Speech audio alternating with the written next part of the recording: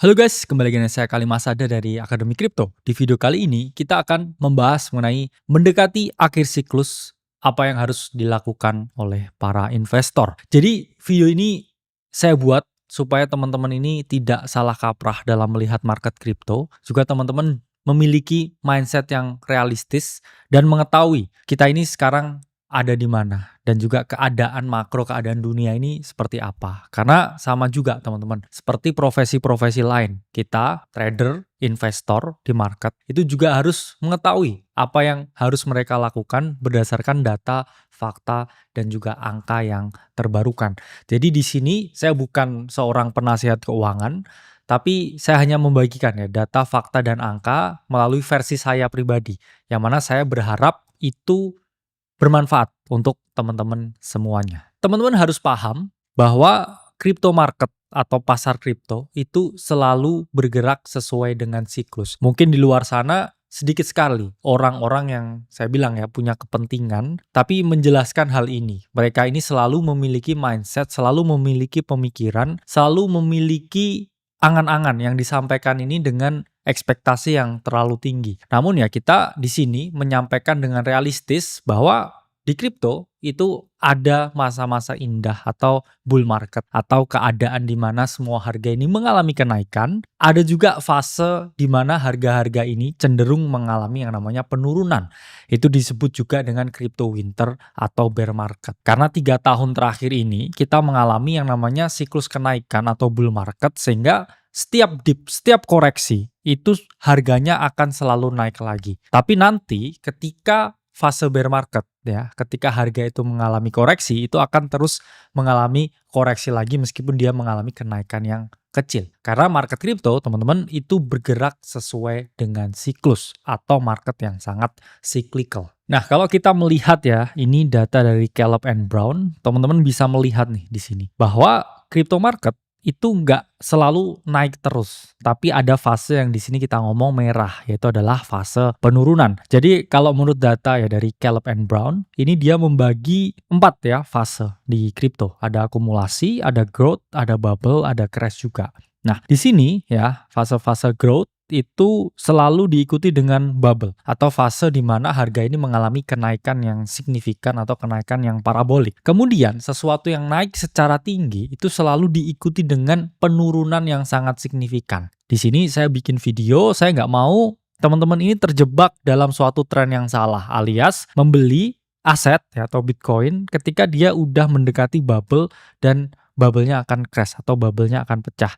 Kita lihat di sini, asetnya itu bisa turun 87%, 84%, dan yang terakhir di bear market 2021-2022, harga Bitcoin itu drop 77%. Jadi kalau teman-teman di sini punya duit 100 juta, terus teman-teman masuk Bitcoin, duitnya ini ya, ini tinggal 23 juta ya, atau teman-teman kalau benar-benar beli di pucuk ya, pakai semua duitnya langsung masuk satu entry, itu teman-teman akan mengalami penurunan ya, aset yang sangat signifikan. Jadi kalau kita lihat ya di sini patternnya, setiap kali ya ada fase growth ya warnanya hijau, itu selalu diikuti dengan bubble, harga mengalami kenaikan. Sama juga ya seperti di tahun 2020 ya, growth, kemudian 21 signifikan kenaikannya dalam fase bubble. Cuman fase bubble-nya ini makin lama makin mengecil juga. Dan sekarang kita melihat di 2025 sekarang ini harusnya kita udah masuk yang di sini nih ya, OTW dengan potensi bubble. Tapi ingat ya teman-teman, potensi bubble itu selalu diikuti dengan potensi crash. Sehingga mendekati puncak siklus atau mungkin ya harga ini bisa mengalami crash di suatu titik di akhir tahun ini atau di awal tahun depan. Apa yang dilakukan oleh para investor atau apa yang harus dilakukan oleh para investor? Pertama, teman-teman harus memiliki mindset yang realistis. Apa itu artinya mindset yang realistis? Gak ada orang yang tiba-tiba masuk kripto itu terus menjadi kaya raya. Itu kalau gitu ya, semua orang mau langsung masuk. Cuman teman-teman harus paham bahwa kripto ini masuk ke dalam 5 industri yang akan bersinar selama 10-20 tahun ke depan. Kita ngomongin artificial intelligence, kita ngomongin crypto blockchain, terus kita ngomongin biotech, dan juga teknologi-teknologi terbarukan lain. Sektor kripto ini menurut saya adalah sektor yang mana kita bisa akses ya. kita bisa belajar. Kalau artificial intelligence, kemudian biotech, space exploration, itu satu memang secara teknis itu jauh lebih sulit teman-teman. Dan juga barrier to entry atau teman-teman kalau mau punya exposure misalkan di space exploration, itu membutuhkan modal yang luar biasa gede. Dan sekarang teman-teman kalau mau punya exposure di crypto, ya misalkan mau beli Bitcoin aja bahkan bisa ya dengan 10.000 aja ya kalau pakai platform kita yaitu adalah Flock. Jadi barrier to entry-nya di crypto ini menurut saya hampir nggak ada. Cuman karena memang orang bisa masuk secara gampang di sini, bukan berarti di sininya itu juga gampang. Saya selalu oke buat teman-teman yang mau fokus crypto, tapi saya selalu larang teman-teman yang mau full time crypto. Jadi jangan sampai kamu mau keluar pekerjaan terus ngejar gains-nya crypto, itu yang ada kamu hanya akan mengejar kefanaan atau mengejar kehancuran. Jadi kita harus memiliki mindset yang realistis. Apalagi di sini teman-teman yang udah ngikutin kita dari tahun 2022, dari tahun 2023 dan udah membeli Bitcoin ya dalam jumlah yang oke, pasti saya yakin sekarang kalian udah cuan ratusan persen. Pasti lebih dari 600%. Itu nggak ada salahnya ya kita melakukan yang namanya rebalancing atau kita menata kembali ya portofolio aset yang kita miliki. Saya di sini nggak bilang teman-teman, oke saya harus jual semuanya Bitcoin. Cuman ada suatu porsi ya di mana kita bisa mengatur berapa banyak sih kripto yang ada di portofolio kita, di duit kita. Kalau kita ngerasa udah kebanyakan dan kita udah grow-nya udah signifikan, udah ratusan persen, nggak ada salahnya ya melakukan yang namanya rebalancing. Itulah mengapa kita masuk ke poin yang nomor 2 adalah untuk investor pemula itu oke untuk melakukan dollar cost average atau DCA. Sementara mereka yang baru masuk itu haram hukumnya untuk melakukan lump sum. Apa itu DCA, apa itu lump sum, kita akan jelaskan. Nah, jadi teman-teman, kita ini ada di tahun ketiga di bull market. Secara market coding, ya, secara market structure dan data, kita itu selalu memiliki pola seperti ini ya, 3 tahun hijau, 1 tahun merah, 3 tahun hijau, 1 tahun merah. Dan kita ya, ini memasuki tahun ketiga. Saya nggak mau teman-teman ini membeli kripto benar-benar di pucuk ketika kita mau memasuki bear market. Yang ada ya ada potensi drawdown sesuai dengan siklus-siklus sebelumnya 70-80% sampai 90%. Saya nggak bilang akan ada bear market dan juga aset turun 90% ya, tapi sesuai data sebelumnya crypto winter itu selalu ada. Mungkin ya nanti ketika adopsi udah tinggi ya kita berharapnya penurunan itu tidak sesignifikan itu. Tapi balik lagi teman-teman, selalu ada koreksi di market, selalu ada drawdown yang luar biasa gede. Yang mana saya nggak mau teman-teman ini masuk ke dalam waktu yang mana harga ini mau mengalami yang namanya drawdown. Saya nggak mau teman-teman melihat ya asetnya mengalami penurunan nilai. Dan untuk teman-teman yang baru masuk sekarang, saya bilang haram ya hukumnya untuk lump sum. Apa artinya lump sum? Lump sum ini teman-teman masuk dalam satu waktu aja. Misalkan punya duit 100 juta nih. Oke, kripto katanya mau naik sampai akhir tahun. Ya udahlah saya beli kripto sekarang dengan duit saya 100 juta. Gak ada jaminan ini bakal naik lagi sampai akhir tahun karena kita udah masuki fase ya bubble atau fase tahun ketiga. Sementara kita bisa melakukan yang namanya DCA atau dollar cost average dengan masuk secara bertahap perlahan, cuman ya kita harus memiliki mindset jangka panjang. Kalau teman-teman ngikutin live stream kita udah jelasin ya sesuai dengan data yang ada waktu itu dan kita sangat percaya diri untuk bilang bahwa bottom Bitcoin ya saat itu di 76.000. Kita melakukan pembelian dan kalau teman-teman beli ya Bitcoin dari 76.000 ke 110.000 ini udah naik lebih dari 50%.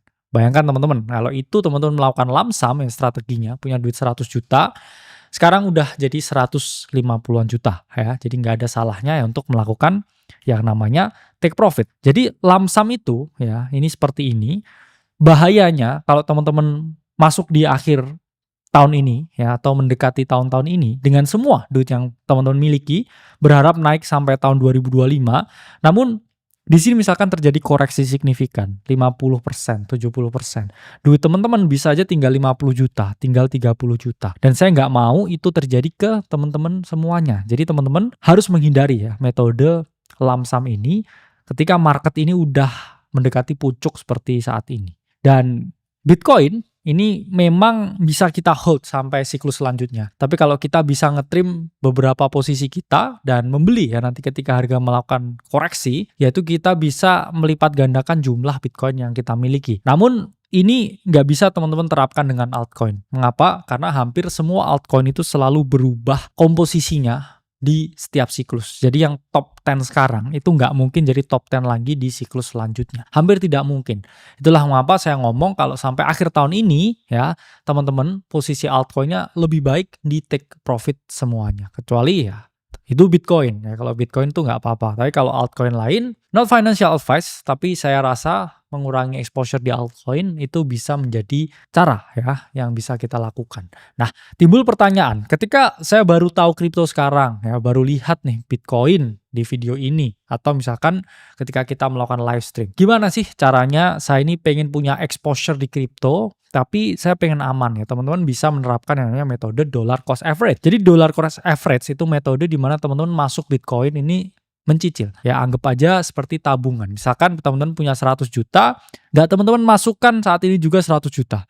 Tapi mungkin sekarang beli 10 juta ya, bulan depan 10 juta lagi, 10 juta lagi. Sehingga kita bisa membangun harga beli rata-rata yang bagus ya, dan kita nggak akan terkena yang namanya potensi drawdown kalau kita melakukan lump sum. Di beberapa platform yaitu memang ada ya fitur DCA otomatis di mana kita bisa alokasiin ya duit kita, dana kita, dan dia akan melakukan pembelian secara otomatis. Dan oke-nya ya DCA berbeda dengan lump sum yang mengharuskan teman-teman ini memiliki timing masuk dan keluar yang sempurna. DCA ini bisa aja kita kayak Bitcoin ya, anggap aja seperti cash dengan ya kita misalkan nih ya, ini dari DCA BTC, ini adalah kalkulatornya.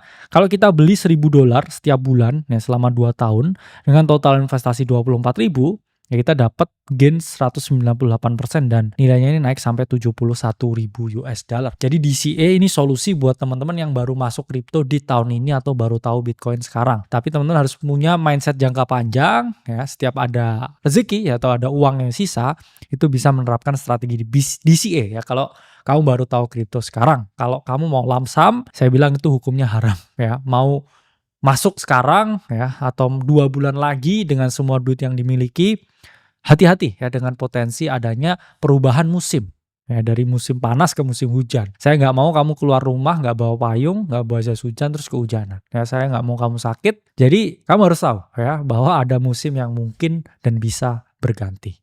Ketiga adalah pelajari potensi trading dua arah. Jadi teman-teman juga harus paham bahwa ketika market turun atau memasuki bear market, teman-teman tetap bisa memperoleh keuntungan di market derivatif. Yaitu teman-teman bisa ambil bukan hanya posisi buy atau pembelian atau long kita ngomongnya di derivatif market, tapi teman-teman bisa mengambil posisi sell short. Dimana ketika teman-teman ambil posisi sell short, ini teman-teman bisa memperoleh keuntungan ketika harga dari Bitcoin atau harga aset-aset kripto lain ini mengalami penurunan. Nah, jadi ketika teman-teman menggunakan derivatif market, teman-teman harus memiliki knowledge yang oke, pengetahuan gimana sih caranya trading dua arah, kemudian tetap dapat cuan di bear market.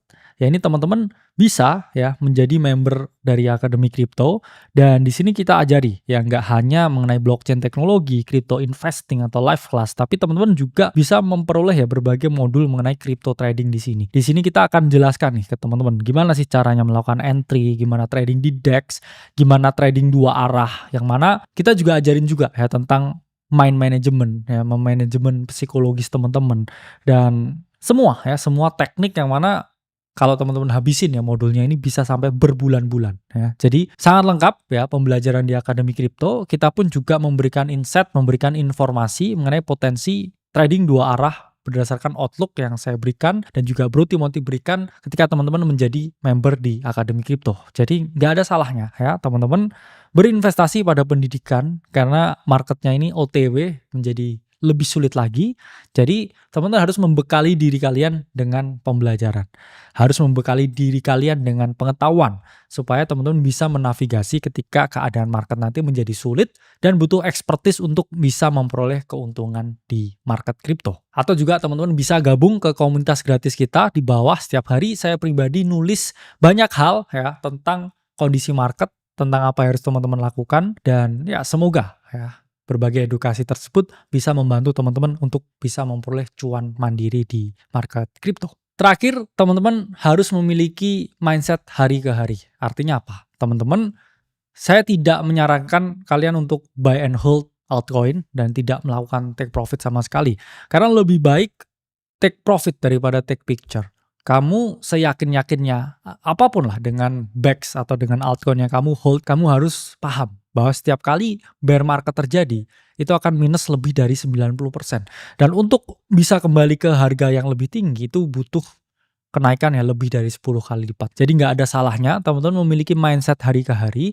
Ketika beli altcoin udah cuan 200-300%, nggak ada salahnya ya menerapkan moonback strategi, dan nanti di akhir siklus itu teman-teman bisa realisasikan keuntungannya semua. Mengapa? Karena di OTW waktu-waktu yang sulit ya, apalagi waktu nanti yang lebih sulit di crypto winter, teman-teman akan sangat mensyukuri keuntungan 30-40%. Yang mana biasanya ini kalau bull market ya naiknya itu ribuan kali lipat, sekarang teman-teman akan mengapresiasi keuntungan 30-40%. Saya udah 2 kali melewati bear market, saya tahu gimana sulitnya ya memperoleh cuan ketika bear market. Itu mengapa saya meningkatkan ya kemampuan saya dan juga saya melindungi ya diri saya dengan pendidikan ya, karena ketika bear market teman-teman harus bisa survive, harus bisa bertahan, memiliki mindset hari ke hari, dan selalu bersyukur ya dengan profit yang didapatkan. Lebih baik profit sedikit daripada teman-teman mengalami rugi. Karena ketika bear market saya hanya bertahan ya, bertahan dan bertahan. Dan nanti ya ketika mau ya transisi lagi ke fase bull market, saya akan menjadi lebih agresif dan saya tidak kehilangan uang, bahkan net asset value saya ya, atau NAV-nya atau portofolio lah ngomong, itu setiap bull market itu naiknya signifikan sekali. Tapi ketika bear market memang nggak sesignifikan ketika bull market, tapi saya nggak pernah mengalami rugi bahkan ketika bear market. Jadi portofolio saya di bear market 2022 itu naik 40%. Kenapa ya? Karena saya manfaatkan potensi trading dua arah. Saya juga masih dig into Transes ya, waktu itu membeli berbagai meme coin yang ada ketika bear market. Banyak sekali opportunity yang bisa dimanfaatkan. 3, saya juga swing long ya, buy spot ke beberapa micro cap altcoin karena masih ada potensi-potensi kenaikan bahkan itu ketika di bear market. Memang memilihnya jauh lebih sulit. Jadi ketika bear market 2022, porto saya itu tidak drop tapi malah naik 40%. Ya memang drop kenaikan persennya kalau dibandingkan bull market sebelumnya, yang mana saya naiknya ribuan persen ya, karena 2021 COVID 30 juta jadi miliaran. Ketika bear market 2022 saya masih gain 40% karena saya short the market, saya juga trading harian ya, saya swing long beberapa low caps, dan juga saya trading di meme coin di 2022. Saya masih ya melindungi aset saya, bahkan cenderung mengalami kenaikan. Jadi kita punya mindset hari ke hari ya, yang mana biasanya bull market gainnya ratusan persen, bersyukurlah dengan gain puluhan persen nanti ketika bear market atau ketika crypto winter. Jadi itu ya video yang bisa saya jelaskan mengenai keadaan market saat ini, mengenai apa yang harus teman-teman lakukan mendekati puncak ya siklus market kripto, yang mana harusnya ya sesuai dengan siklus-siklus sebelumnya ini 500 hari ya setelah halving. Cuman di market kita nggak ada yang tahu ya, kita bisa melindungi diri kita dari ketidaktahuan dengan menerapkan money management yang baik. Saya Kali Masada dari Akademi Kripto. Semoga video ini bermanfaat untuk teman-teman semuanya.